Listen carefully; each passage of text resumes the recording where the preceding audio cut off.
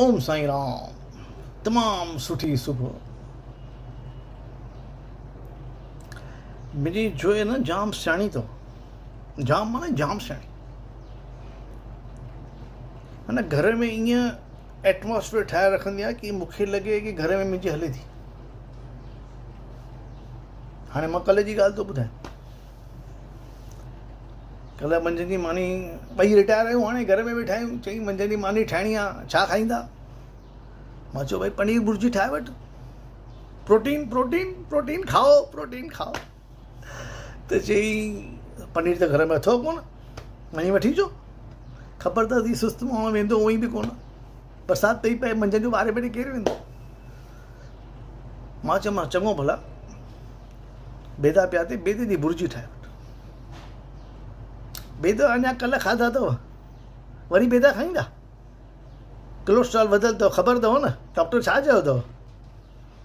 वरी मां चुप कई। चई भला ॿुधायो न छा ठाहियां? मां चयो भला दाल चांवर ठाहे, दाल चांवरनि में छा आहे? चई दाल चांवर राति जो ठाहींदसि न, मंझंदि जो थोरी ठहंदा दाल चांवर।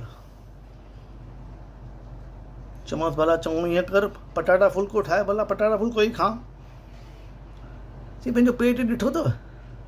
हा, हिन एज में पंहिंजो ख़्यालु न कंदा त कॾहिं कंदा? चुप करे वेठा हुजो। मां हाणे सम्झी वियुसि, इहे जेके 4 दड़का खाधा न, उनजो मतिलबु इहो आहे कि उनखे उहा शइ न ठाहिणी आहे जेका मूंखे खाइणी आहे, हिन खे उहा शइ ठाहिणी आहे जेका फ्रिज में पई आहे। सम्झो ॻाल्हि खे?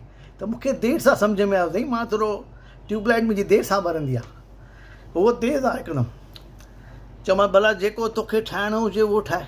भला ॿियो मां छा थो चई सघां? ॿियो कुझु आहे असांखे आसिरो आहे, चांस आहे? कुझु बि न। चई चङो फ्रिज में गोभी पई आहे, उहा ठाहे थी वठां, गोभी फुल्को खाई वठिजो। छुट्टो पनीर, छुट्टो बेदो, छोटा पटाटा। खा गोभी दिनेश, खा गोभी, खा खा खा खा खा।